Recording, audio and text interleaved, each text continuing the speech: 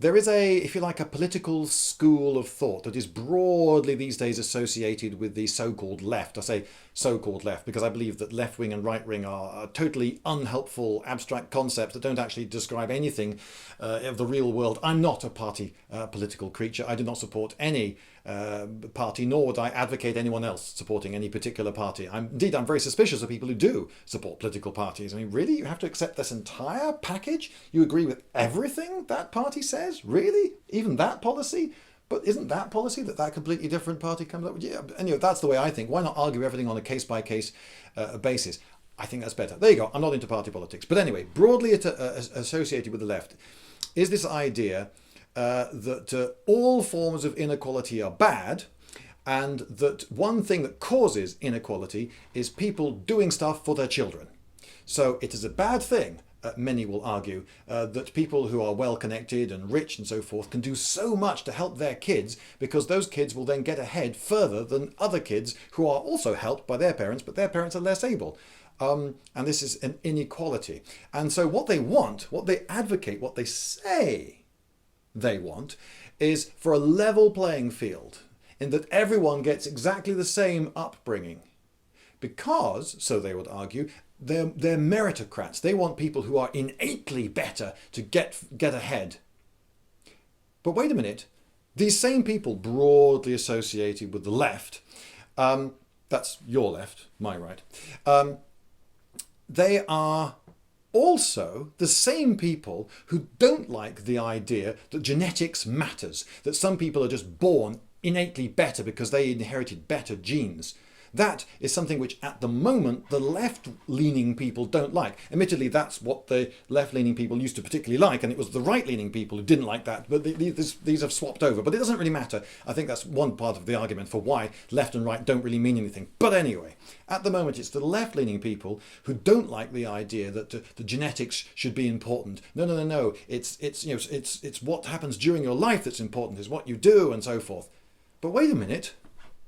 And this is the point of my video, those are two contrary ideas that the same people are putting forward. If you level the playing field and give absolutely everyone exactly the same upbringing, the same education, the same resources, then the only difference between people will be genetic. All right, there are three things which we know about which affect how people turn out. There's genetics, the sort of recipe for making a human. There's nurture, if you like, the food you eat, the schooling you're given, the people you meet during your lifetime, the experiences you have during your lifetimes. These are sometimes called nature and nurture. And the third thing is where the planets were when you were born, astrology. One noteworthy thing about this third one is that it's rubbish. So in fact, we're back to two. So if you completely level the playing field with upbringing, then you've created a sort of geneticocracy, if you like.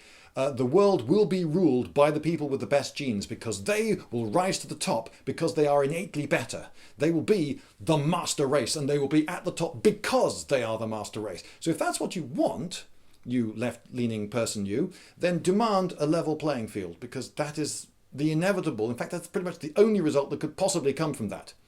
If, on the other hand, you think that it's nice that people can do stuff for the next generation, then maybe you shouldn't stop rich people helping their children. I think it's wonderful that governments do not have to legislate for people to help children, because it's one of the prime motivators of humanity. People want to do stuff for their children. Why work hard to amass a great empire and fortune and so forth if you can't create a legacy, if you can't pass it on to your family, you can't leave anything behind because the state will nick it all?